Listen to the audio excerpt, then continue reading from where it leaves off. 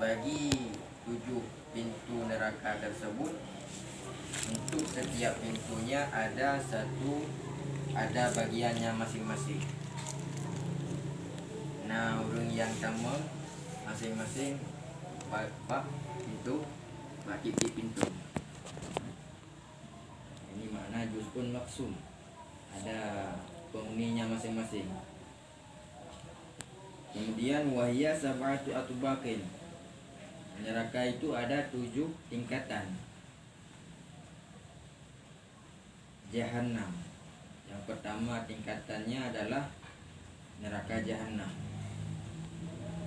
Ini juga disebutkan di dalam Al-Quran mengenai tingkatan neraka yang 7, yaitu qauluhu ta'ala wa inna jahannama lamau'iduhum ajma'in. Sesungguhnya Jahannam tersebut adalah tempat kembali mereka semuanya. Mandu-mandu makan kembali bak neraka Jahannam. Kita kepada orang-orang yang ahli maksiat. Mereka orang-orang yang ahli maksiat yang akan memasuki neraka Jahannam. Ini sesuai dengan firman Allah Subhanahu wa ta'ala. Wa sa'ir, qauluhu ta'ala wa yasla sa'iran. Yang kedua tingkatannya dinamakan dengan neraka sa'ir. Juga disebutkan di dalam Al-Quran wa yasla sa'iran, artinya dia akan memasuki api yang menyala-nyala. Sebagai dalil bahwa tingkatan kedua daripada neraka itu dinamakan dengan neraka sa'ir. Wa saqar, qauluhu ta'ala ma salakakum fi saqar. Yang ketiga dinamakan dengan neraka saqar, juga sesuai dengan firman Allah Ta'ala di dalam Al-Quran, ma salakakum fi saqar, apa yang menjerumuskan kalian dalam saqar. Sakarnya berarti nama neraka. Wal jahim, qauluhu ta'ala wa burrizatil jahim lil ghawin. Dan yang keempat adalah neraka jahim, seperti firman Allah Ta'ala wa burrizatil jahim lil ghawin, dan diperlihatkan neraka jahim tersebut bagi orang-orang yang sesat segala macam. Kalau ditinjau kepada ghawin tersebut, berbagai macam kesesatan. Mereka ini orang-orang semuanya akan memasuki ke dalam neraka al-jahim. Maka juga dipahami penamaan tingkatan yang keempat terhadap neraka tersebut adalah dengan nama jahim, neraka jahim. Wal hutamah, qauluhu ta'ala wa ma adraka mal hutamah. Dan yang kelima neraka hutamah. Ini sesuai juga dengan firman Allah Subhanahu wa ta'ala wa ma adraka mal hutamah. Dan tahukah kamu apa itu hutamah? Jawabannya ada di ayat selanjutnya. Wa ma adraka mal hutamah. Narullahil muqadatul lati tattali'u ila. Dan seterusnya. Jadi nama yang kelima ini tingkatannya disebut dengan al-hutamah, neraka hutamah. Walagha, qauluhu ta'ala kalla innaha lagha. Dan yang keenam namanya adalah lagha.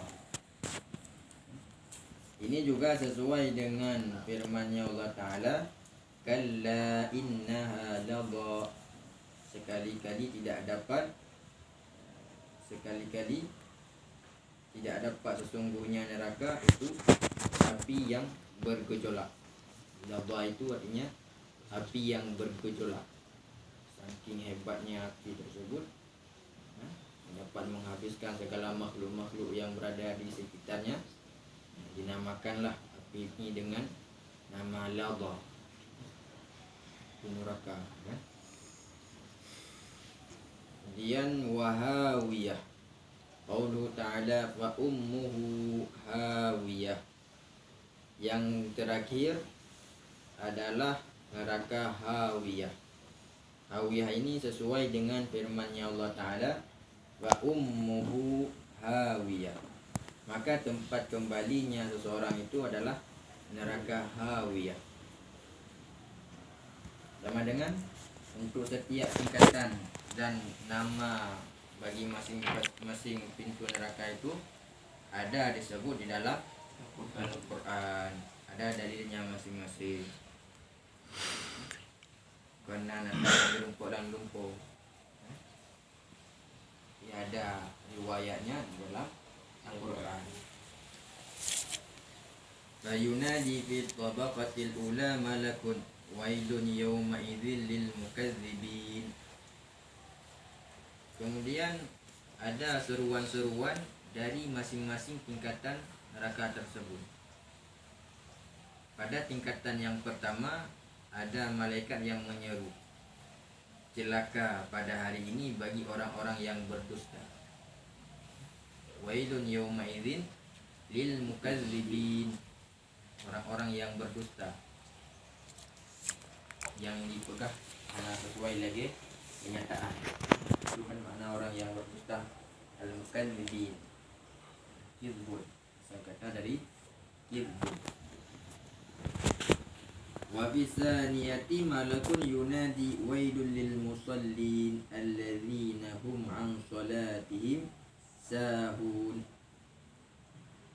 Pada tingkatan yang kedua ada juga malaikat yang menyeru, celaka bagi orang-orang yang sembahyang di mana mereka lalai daripada sembahyangnya. Artinya orang-orang yang lalai hati daripada mengingat Allah di saat ia sembahyang.